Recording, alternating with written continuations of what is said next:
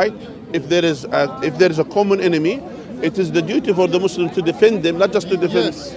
They don't have to participate. They don't have to have the police system. They have to have a police to guard them, Yes. to protect them, to make sure that they are protected. And this is All very of these big. things, all of these things, and as well, they are safe on their own practices, on their own faith, on their lives, etc. This is very, very big and very important. Very Not many important. Christians know this. Not many Christians knows this. Or Orthodox Christians. They don't know this. This is the background. This is how. This is what it means. And the people, they think the jizya, that tax, they think, oh, they're taking all our money. Actually, the Muslims, that they pay way more than this towards zakat.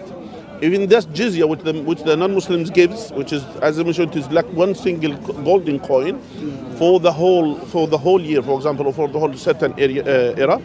Now, in return, he doesn't need, basically just like what we hear, we pay, for example, in this country, we pay nearly 40% tax in this country, in UK. More. Yeah. And more, yeah. They said maximum 40% tax, and they say there's for policing, for guarding, for all of these things. Yeah, Yeah. There, the Christian, they don't have to pay except this amount, and they have nothing to do paying zakat. They have nothing to do to give for the poor and the needy ones. And as well, in return, that's what they get.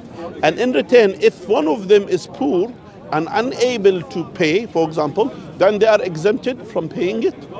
And on top of this, adding to this, and if they are poor and in need, they are entitled to have access to get zakat money, which is the Muslims pay towards the poor and the needy one. They will be given. And during the time of Umar, this particular Khalif, that there is a Jew man lived in Medina, or lived in the Arab Peninsula, and this Jew man, he was poor, and then he came to Umar al-Khattab. He said, I have nothing. Then Umar al-Khattab, he literally took from the money of the zakat, which is a money that we pay 2.5%, as I mentioned, to the poor, and then he deducted, and he was given actually from the money that the Muslims participate. So all these things, it tells you how the Christian were, how the Muslim treated them, and how the Christian were treated during the right Islamic time.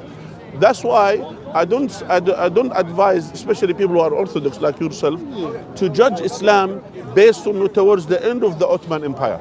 Yes. Towards the end of the Ottoman Empire, there are certain practices, certain things which is non-Islamic.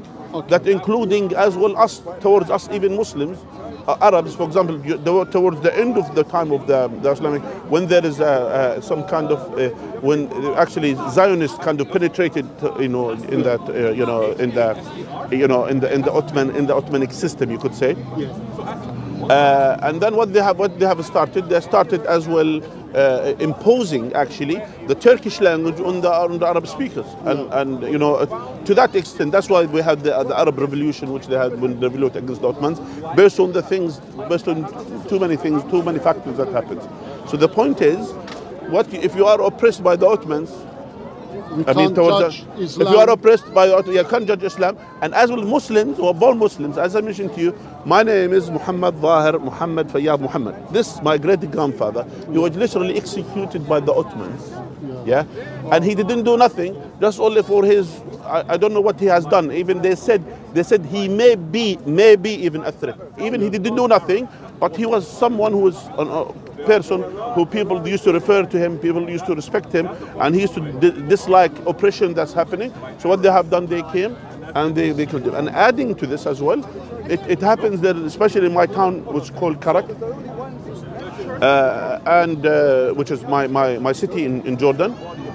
What happened, what the Ottoman has done, there is someone who escaped from the Ottoman and came to Karak, refugee Palestinian person came, and then he was protected by one of the sheikhs, one of the leaders of the tribes.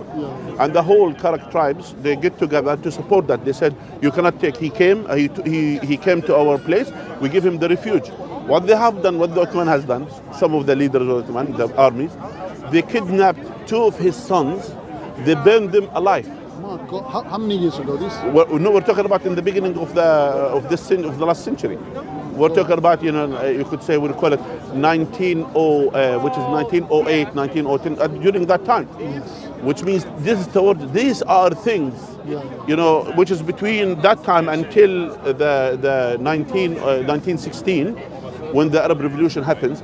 During that time, there is a lot of oppression happened towards even Muslims, towards Arabs. So these things, But in the same time, we don't say this is Islam. We say those are the practices of the late Ottoman, not the early Ottomans, the late Ottomans. Yeah. Okay.